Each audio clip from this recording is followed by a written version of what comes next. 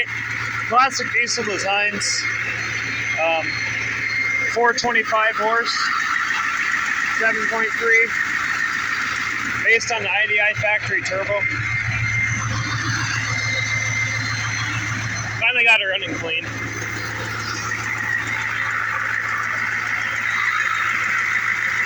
Intercooled.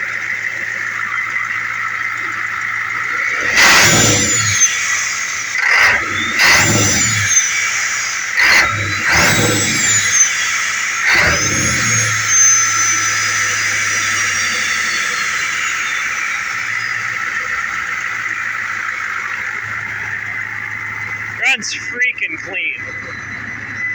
So, gotta figure up some fuel tank stuff, and then it's gonna be quite the rig. Pretty sweet service truck, crew cab, Marmon-Harrington 4-wheel drive conversion. So, yeah, finally running clean.